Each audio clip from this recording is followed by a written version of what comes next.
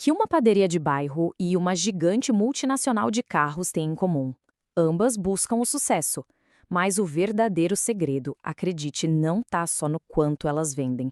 Ele está escondido nos bastidores, numa palavra que define o jogo todo: custos. Hoje a gente vai desvendar o que realmente guia as decisões de qualquer negócio. Para entender de vez a mente de uma empresa, a gente vai seguir um mapa. Vamos começar com o segredo por trás do lucro. Depois, vamos descobrir os custos que ninguém vê. Daí, a gente monta o quebra-cabeça da produção e entende como o tempo e o tamanho de uma empresa mudam completamente as regras do jogo. Então, vamos lá. O objetivo número 1 de qualquer negócio é maximizar o lucro. E para nos guiar nessa jornada, vamos usar o exemplo da Caroline e da sua fábrica de biscoitos.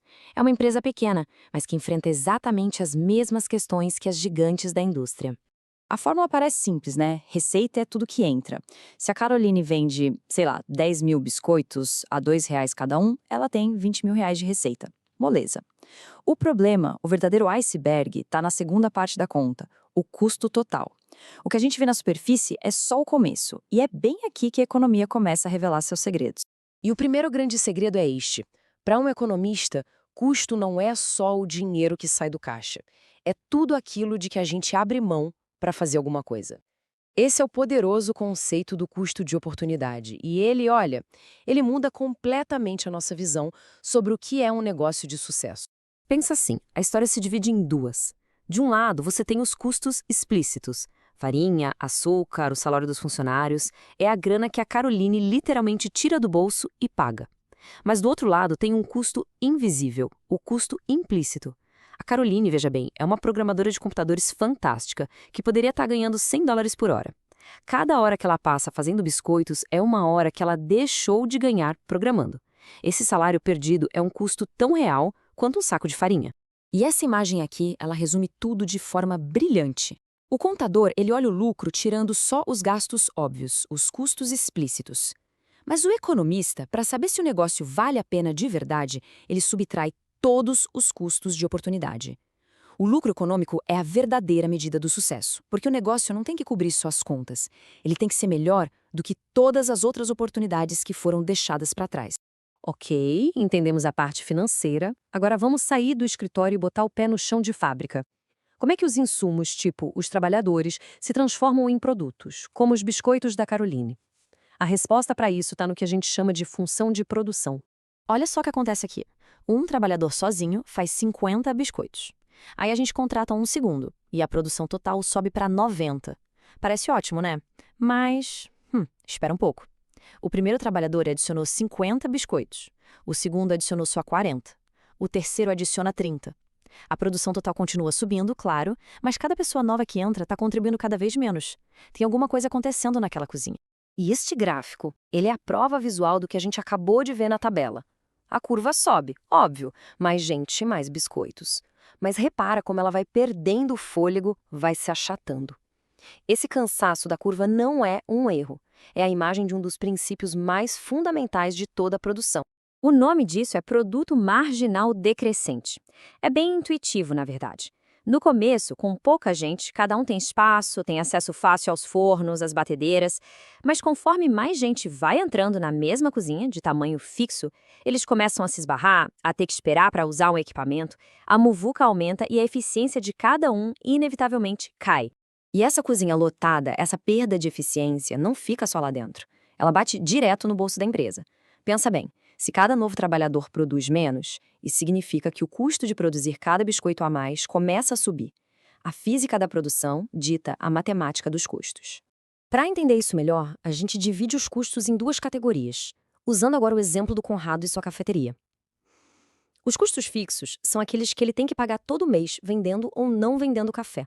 O aluguel da loja é o exemplo clássico. Já os custos variáveis, como o nome diz, variam. Quanto mais café ele vende, mais ele gasta com grãos, leite e açúcar. Agora atenção, porque a gente chegou no conceito talvez mais importante para um gerente, o custo marginal. Esquece o custo médio por um segundo.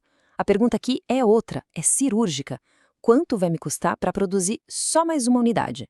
Um biscoito a mais? Uma xícara a mais? É a resposta para essa pergunta que vai dizer se vale a pena acelerar ou pisar no freio da produção. Eu sei. Este gráfico parece complicado, mas ele é o mapa do tesouro de qualquer empresa. Vamos focar em duas linhas. Primeiro, a curva de custo total médio, essa em formato de U. Ela mostra que no começo, produzir mais barateia o custo médio de cada unidade, mas depois de um certo ponto, a coisa inverte e fica mais caro. E a outra linha, essa que sobe que nem um foguete, é o custo marginal. E por que ela sobe? Lembra da cozinha lotada? Como cada trabalhador novo é menos produtivo, o custo de fazer aquele biscoitinho extra fica cada vez maior. E aqui está a regra de ouro. Pensa no custo total médio como a sua média de notas na faculdade. O custo marginal é a nota que você vai tirar na próxima matéria. Se a sua próxima nota for mais baixa que a média, sua média geral cai. Se for mais alta, a média sobe. Por isso que a curva de custo marginal cruza a de custo médio exatamente no ponto mais baixo dela. É o ponto de máxima eficiência. Mas tem um detalhe fundamental em toda essa história. Essa divisão entre custos fixos e variáveis, ela não é para sempre. Ela depende de uma coisa, do tempo. O que é um custo fixo hoje pode não ser amanhã. Vamos pegar a Ford como exemplo. No curto prazo, digamos nos próximos 6 meses, o número de fábricas que ela tem é fixo. Não dá para construir uma fábrica nova nesse tempo. Para produzir mais carros, ela tem que contratar mais gente. Mas no longo prazo, daqui a 5, 10 anos, aí tudo é variável.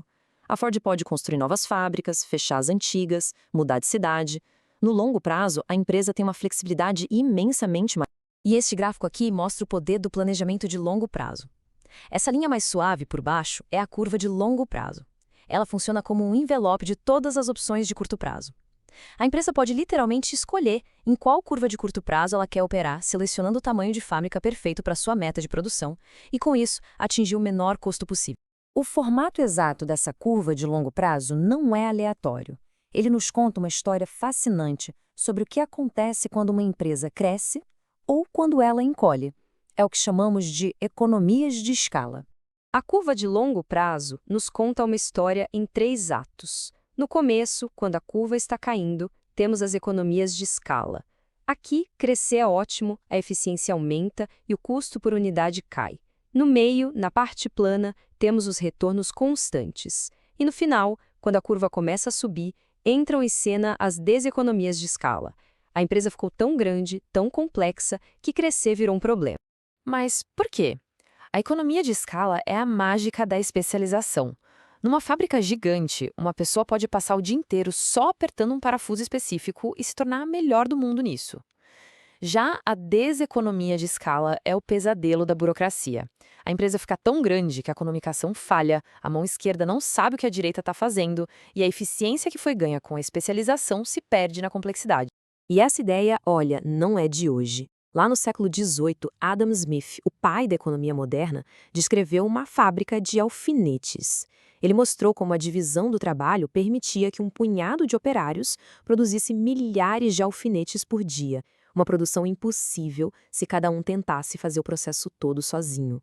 É a essência da especialização em ação. Então, depois dessa viagem toda pelos bastidores de uma empresa, o que a gente precisa guardar? Primeiro, o lucro que importa de verdade leva em conta as oportunidades perdidas. Segundo, toda a produção chega num ponto em que a eficiência começa a cair. Terceiro, o ponto de ouro é onde o custo de fazer a próxima unidade encontra o custo médio. E, por último, o tempo e a escala definem a estratégia de qualquer negócio. Até agora, a gente olhou para dentro, para as engrenagens e custos da empresa, mas nenhuma empresa vive isolada. A grande pergunta que fica é: como todo esse conhecimento se transforma em ação no mundo real? Como uma empresa pega esse mapa de custos e decide o preço do seu produto e o quanto vai produzir para competir no mercado? Essa é a ponte entre a teoria e a prática, e é a próxima peça do nosso quebra-cabeça.